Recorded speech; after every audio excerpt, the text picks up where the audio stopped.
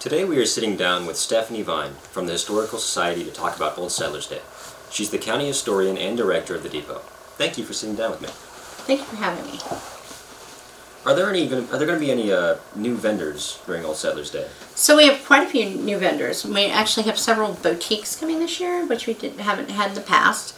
We will have new demonstrators. We have a wood burner who will be on site burning, I believe, anything you request.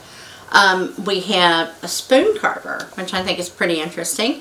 Face painter. We'll have sourdough bread, and I believe you can get a starter from them as well. And then we will have, something new. It's neurotechnology. So it's for a lot of people who deal with chronic pain and things. It's not narcotic. It doesn't influence your system any, but it's patches. And somebody will be here with that this year. That's incredible.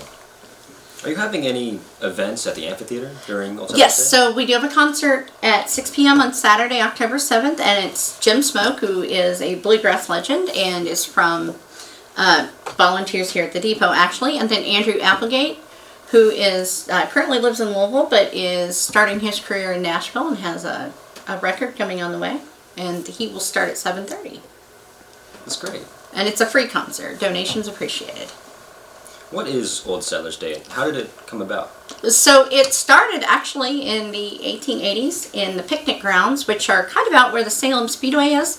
And it began when there were still settlers from the community that were still alive. And they would meet and have a picnic, and people would talk to them, and they would share their stories. And then it became an annual kind of community event. And over time, we started holding it here at the Historical Society grounds. And so we've had it here for several decades, and it's one of our biggest events every year. People come back for it, and it gives us a chance to show our buildings and open the museum to the public for people that don't always get to see it because they can't scheduling, they can't always get here. So, and admissions are free, but donations are appreciated. So what kind of demonstrations will there be? There'll be someone operating the loom in the loom house. There will be, of course, someone who is a pioneer teacher in the schoolhouse. And as I said, the wood burner, the spoon carving. There'll be someone here painting. Roseanne Quattro will have her paintings and selling some and taking commissions, I imagine, for future paintings. Right. I know there's the amphitheater and there's all these demonstrations, but is there any other kinds of entertainment on the grounds? There will be entertainers performing at the porch of the John Hay House. And they'll be throughout the day, and that schedule will be posted probably when you come in that day, like Saturday morning or Sunday morning. It's 10 to 4 this year, both days. You'll be able to pick up a schedule and see who's playing. I know the Cord and Dulcimers will be in, I think, both days, but definitely playing on Saturday. They're always fun to hear. So, what's your favorite part of Old Settlers Day? Besides the food? Definitely the food. I enjoy that everyone gets to appreciate this place the way I do. I love that there are people that come, every year, and I get to see them. I don't always see them the rest of the time. I love when people who've never been here come, and they are always impressed by what we have, what we offer. And it's my personal thing, of course, but I love everybody who comes in and sees the train set downstairs at the depot and how impressed they always are by that. So, but definitely the food. So, we're not going to lie about that. Most importantly, and I've got to know, will there be a kettle corn vendor? There will be kettle corn here. There has to be kettle corn here. I think it would be protested, yes, and that will be by the Rotary. And they always set up on the lawn right next to the John Hay House, and they will also have apple cider. Are there going to be any other events coming to the depot or amphitheater? We will, of course, have a sale at the depot, and all proceeds help me keep the doors open. And the Monon Historical Society will also have items for sale that they don't often open up, but maybe once or twice a year to the public. And we will have Canton Christian Church Ladies Mission. We'll be selling food. That's always popular, and they will have beans and cornbread on Sunday.